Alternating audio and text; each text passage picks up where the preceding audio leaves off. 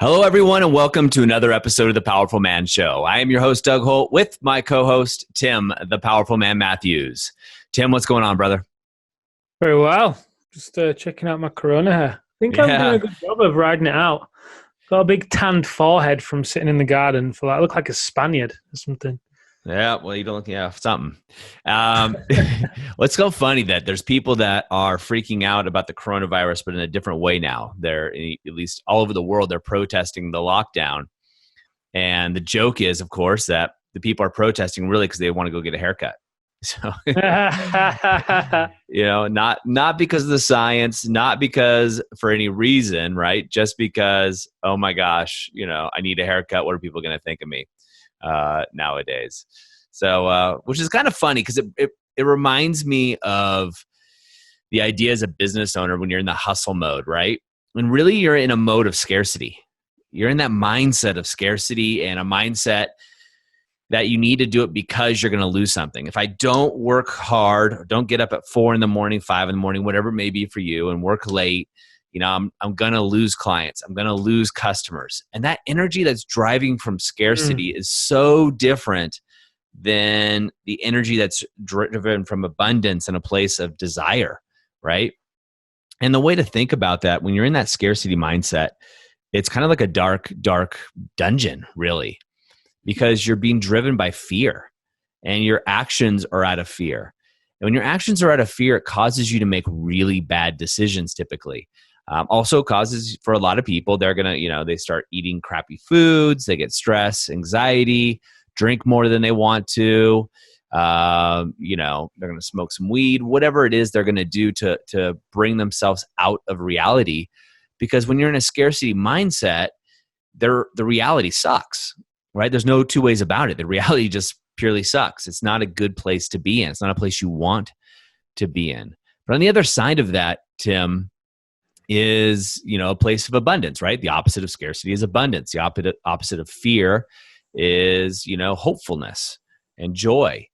And on that side of the coin, when you're driving your business, your relationship, your family, your health, whatever it may be, you're able to see things clearer, right? It's almost like being in the zone or being in a flow state where you can actually see what's happening, really kind of see the matrix before it happens. You're also able to be pulled rather than having to push, right? It's a big difference in just, analogies towards your vision, towards your dreams, and towards your goals. And often we talk about it with different mechanisms that we have within the powerful man. This is the state that all of us men want to be in. We've been in there with sport. We've been in there with other options. But it's the state we want to be in where we're feeling the flow of our business. We're feeling the flow with our wife. And we're not being driven by that scarcity and just really fear mindset that really paralyzes us. Hmm. This is a third conversation I've had about this today. Interesting.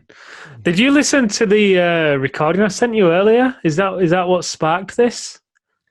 No, I did listen Wow. to the message that you sent me earlier, but this isn't the topic I'm talking about at all. Oh, wow. Wow, interesting. Yeah, literally, I've had 3 conversations about this today, and I love the conversation because it's so pertinent in many ways. I think it is the state. I'd agree that most guys, when they come to us, at least, I'm not going to generalize and say most men, but definitely most guys that come to us, they want, right? Because it's the lack of this that has led to the breakdown in their marriage, and they've all experienced it. They all reminisce about the time when things were just easy, right? Like they were walking on cloud 9, they've told me, and everything they touched turned to gold, and then it just stopped some way, somehow, right? And they never really knew how they got into it. It kind of just happened to them, and then they didn't really know how it got taken away from them. I'd say every guy that we work with, at least, has experienced that. And the reason why I was late for the call, Doug, is because I was actually having this conversation with one of the guys in the Brotherhood, and he got into this to paint the picture. He obviously came into he joined the program back in October, I think, of last year. So what's that, 5 months ago or so? Attended the Alpha Reset in January. And as most guys do, as a lot of guys do, when they come out of that place, they're really getting pulled by pleasure, versus being pushed by pain. And they're in this state of flow, and they're experiencing incredible abundance. Instead of trying to clamber over a wall that just seems too high, or trying to walk around it, which never ends, suddenly they're able to walk through the wall. A door opens in the wall that was previously shut, and they're able to walk through it. These little synchronicities start to line up and happen for them. And this one particular guy I was talking to just now, he had taken on too much during this coronavirus. He'd taken on too much. He'd taken on the responsibility of trying to solve a PPE problem for American workers, obviously frontline workers, that the government can't even solve, right? And he's trying to do his best to solve it for them because he kind of works in that environment, as well as wanting to provide for his wife and for his kids and forecast the next few years of his business as he comes through this crisis, and look after his health and make time for himself. And inevitably, he just couldn't handle all that, right? But it came from a place of wanting to do the best for the people around him, the people he loves, and for his business and the people he serves. But he was overwhelmed, and he then went into this cycle of being then short with his wife. His wife was then telling him that he wasn't present, and he's like, "I am here. What do you want from me? I can't give you any more than I'm giving right now. You don't understand." Which I get it, right? We've all been there. That's probably why you're laughing, right? Yeah. Which then goes to him not sleeping as well. So then he starts skipping his workouts, and he starts eating food that he wouldn't previously have eaten. Then he starts to feel like crap because he's eating crap. And then he becomes more short-tempered with his staff. And the whole scarcity that he is feeling, that he's experiencing on the outside, like not being enough for his wife, not doing enough in his health, all this not enough of, that he's experiencing on the outside is a reflection of him feeling that way on the inside, feeling empty, spread too thin, his cup's completely being empty, like I said. And he didn't realize this, but he'd completely described the 5 agonies at that point. And then I feel guilty because I'm getting torn between my family and my business. I'm not doing enough because then I feel ashamed because I'm snapping at. And it's just predictable, right? It's quite remarkable how predictable it is. Tim, real quick, I'm going to interrupt you. Go over the 5 agonies for the guys that are newer to the podcast that may not know what they are. Okay, so the 5 agonies are what the guys go through in no man's land, right? So this is usually where the guys are when they come to us, where their marriage is breaking down, or the whole cascade of symptoms that occur with that. So the first agony is greed. And this isn't to say that these guys are greedy. It's just that no matter what they do, it's never enough. It's like an emptiness. So they keep on going and going and going and chasing and adding to their plate, which then leads to the second agony of anger, because they can't solve all the problems they've taken on, right? And they're used to having answers. They're used to solving problems. So when they can't solve everything that's on their plate, they get angry, they get frustrated. Why can't I figure this out?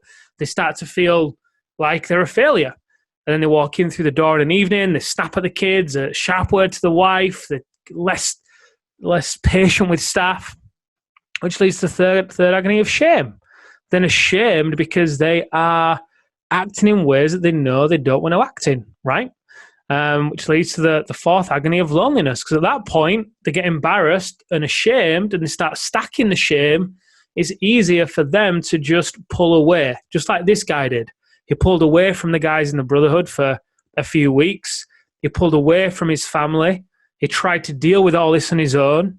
He believed that, he was embarrassed to admit that he was in this position, which then leads to the fifth agony of uncertainty, because you can't stay in this cycle. Something's going to fall. It's just a case of which domino is going to fall first. Is it going to be your marriage? Is it going to be your business? Is it going to be your health? So anyway, this is where this guy was, and it's where a lot of guys are in no man's land. It's as predictable as the alphabet, right? And on the other side of this, like you're describing, Doug, at the beginning, you're able to be pulled by pleasure versus pushed by pain. And when you pull by pleasure, what we call, you experience the 5 freedoms, right? The first freedom is joy. Your cup starts to be overflow. And it's the overspill then goes to your wife and your kids and your business.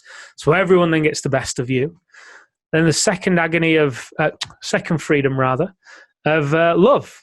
It's like experience a lot of love within your life and within your relationship from your kids and your wife and the successes that you have, which goes to the third freedom of energy. By default, you have more energy, you're less stressed, you're working out, your capacity goes up as a man, as a father, as a leader, which leads to the fourth freedom of time.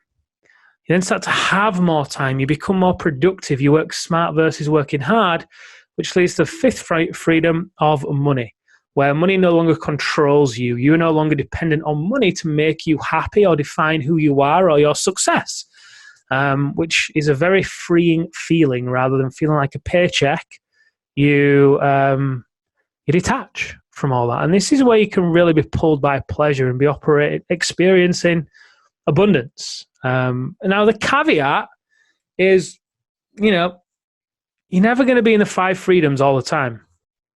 You're just not, because you're a human being, in my opinion, anyway. And if you're anything like the guys we work with, they love to challenge themselves. They love to push up against the edges of what they can do in their health, in their business, in every area of their life, quite frankly, which sometimes can be uncomfortable and by default can sometimes have them veering a little bit off track. But then because they've either got the people around them to say, hey, dude, check yourself here. Or they've got the tools, the awareness. They're able to come back on track very quickly. So this isn't about this perfect picture of abundance and never experiencing scarcity or whatever else. It's where you hang out, in my opinion, right? Do you hang out in the five freedoms and spend 90% of your time there? Or do you hang out in the five agonies and spend 90% of your time there?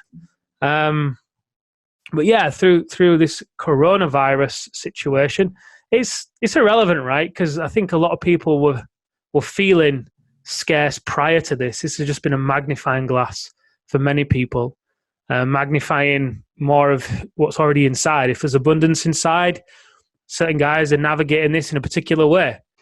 If there is scarcity inside, certain guys are going to be navigating it in a particular way as well. Yeah, I think it's important that it's not right or wrong, right? It's not a judgment thing. The guy you're talking about is an amazing guy. And, I think there's a caveat whenever you say, the men that come to us, I'd imagine myself, going for a run, listening to this podcast or whatever it may be.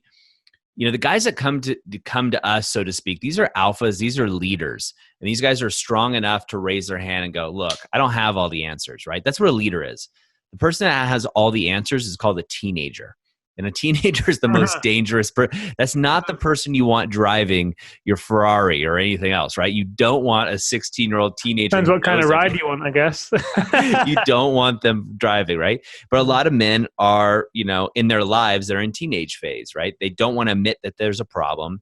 They don't want to come to get help. The guys that we work with, they're not teenagers, right? They're beyond that stage of maturity. Now, it doesn't mean their age or anything like that. It just means their mental state, and that's why they're so successful in many areas of their lives. So I think it's an important, caveat, because you and I are in it so often talking to these people who are running multi-million-dollar corporations and doing all these amazing things. These guys aren't broken by any means, but they do push the envelope. And when you push the envelope on anything, right, even if you're clear, you're bound to get a little bit off track. Right. And that's where you come back to course navigating. And it's actually the exact reason you were on the call with him. Right. Mm-hmm. He's an amazing guy, super brilliant in all areas of his life. And it's been great to see his transformation, and you got on the call and other coaches got on the call to help him course correct. And that's kind of that whole birds of a feather flock together mentality, right? Who are you surrounding yourself with? And that can also be a scarcity play, Tim. When you think about it, are you surrounding yourself with people weaker than you so you look better, right? Because you're scared. It's a scarcity mindset. It kind of reminds me of a conversation I had with a distant family member. Let's just say that. And one of the comments that he said is, geez, there's no men around for me to have a good conversation. There's no people that think like I do, and he was talking about, it's so good for me to talk. So I was visiting and I was like, and I had to call him out. That's bull crap. Right? I didn't say it that way. I said it much more harsh. You know me. I've never heard you say that word. Trying to keep our listeners, Okay, in case kids are in the car. Being a father, you change things a little bit. But I said, that's bullcrap, right? That the truth is, you're in a scarcity mindset. You're afraid to venture out there and find other men. The internet's out there, right? There's groups you can join. The Powerful Man is one of them, right? If you qualify and you're able to get in, great. But there's other things you can do. You can join groups. We have a Facebook group that everybody can join for free and join in the conversation. Just most men are too scared to put a post. Whoa, what would I post, Doug? What will they think of me? Who cares? Who cares? You got to step up. That's a scarcity mindset rather than an abundance mindset. You all have something to give. And like you were saying, Tim, with the coronavirus, you and I are getting blown up. Facebook, LinkedIn messages, emails, phone calls, text messages, Voxers, Telegrams, WhatsApp, you name it. We're having business leaders reaching out to us, and coronavirus is exposing the weakness in their game because you can't hide out as well. You're home with the family and the kids more, right? Things are going to get magnified, as you said, but really they're just getting exposed. The places to hide become less and less. And we're going to see more and more of that as Corona comes in. And, we have guys in the Brotherhood. So guys in the Brotherhood, for those that don't know, they've gone through our base program, right? And then people that go through the base program and get accepted, right? Then those guys that apply, get accepted to the Brotherhood, which is the next level. It's a 1-year program. Some of those guys are thriving right now. I mean, they are thriving ethically. Ethically, they are providing value to the marketplace, helping people, and they're making a ton of money doing it. They're also able to spend more time with their families.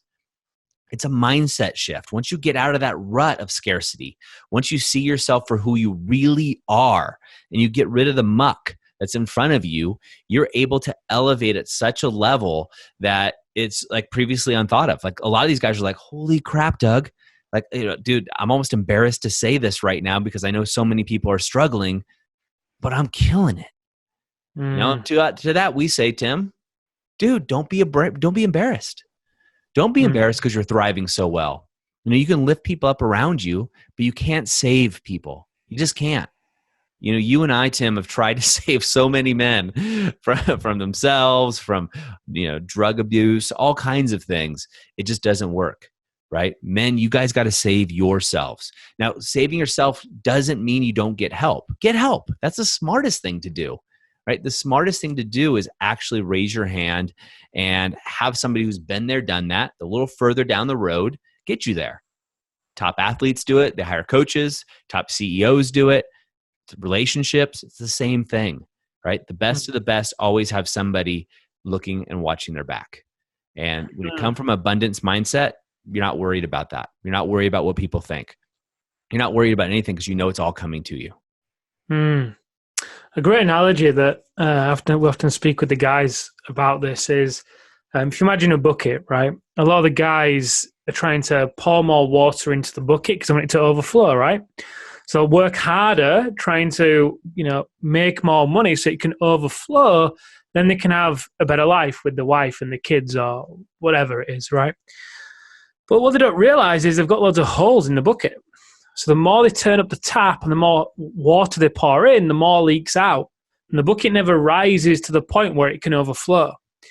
And for a lot of the guys in the beginning, the holes in the bucket can be things that they have agreed to that they didn't really want to do, whether it's projects in business, whether it's business deals, whether it's relationships, whether it's friendships, whatever it is, it can be a whole host of things, right? And then they wonder why the bucket is never overflowing when their energy is leaking all over the place. It's not directed on the right things. So if you're listening to this and you're wondering, how can I make this shift? Obviously, I can reach out to people like Doug said, which I think is a great idea. One other thing you could do is start to look at, what holes do you have in your bucket? Where are you leaking energy? Because in order for you to experience abundance, the reality is you're probably going to have to slow down. It's not about pressing harder on the accelerator. It's very counterintuitive for the most part. It's actually about shifting from working hard to working smart. And there's a way to do that. We use the Inside Out Living protocol. And a lot of it is about, flipping those territories on the head, which, you've heard us talk about before. I won't dive into that right now for this. But point being is, part of that process is in identifying where those leaks are so you can then plug them. And then your bucket can start to rise. And this is the conversations we were having today, Doug, with another business owner who was saying, Tim, it's really strange right now because I don't want for anything. I don't want anything. And I'm finding myself feeling like I should do something, like I've got this project that's ready to go and I should launch it, but I don't know if I want to, because before I would have launched it so I could make money and then feel good. But now I'm feeling good without needing to make the money. I've got the money. Everything's great. I don't need more. So I'm really, I feel kind of lazy right now, Tim. It feels weird. It feels weird. And it's like, yeah, enjoy it. Lean in, because you're redefining what your path looks like, right? And it's within that. He's still going to, previously, he's used to rallying the troops and almost going to war in order to get this project going. So it's such a huge victory when he wins because he's expelled so much energy. But really, the return on investment for the amount of energy he's expended is pretty low, really. It's just more of a win to his ego more than anything. And he feels a little bit safer. Whereas now, because he's become really aware of where he is coming from and him being in abundance, how great he feels living from the inside out, he's working way less. The ball's still moving along. Everything's still progressing at a great pace. And one of the biggest things you get to do in that is overcome the guilt of thinking that you should be busier and instead actually embrace and receive the ease of how it's meant to be. That's my belief anyway. I believe it's meant to be easy. I used to pride myself in the struggle. I used to go to bed after working 15, 16, 17 hours a day with a huge smile on my face, feeling like one of the proudest guys in the world that I'd just hustled all day. You know, I was confident you could put me up against any guy, I'd out hustle him, right? I'm sure we've all thought that at times. And then I've learned over the course of the past few years to really embrace easy. And there's a lot of pride to be taken in making something easy and actually having it so that your life does fill you up and your cup is overflowing, and seeing strength in that. Because usually in order to get to that point in life, you've got to have done some work on yourself and also set certain things up a particular way and own your boundaries in such a way that your energy, your state, becomes the most precious commodity on the planet, right? It's not time, because there's no point having a lot of time if you don't have the energy to enjoy the time. The most precious commodity is your energy, your ability to enjoy your life. Hey guys, we decided to break this up into 2 episodes as Tim and I really wanted to give you an idea of what's going on for most men that we deal with. So stay tuned and listen to episode number 2 to carry on the conversation.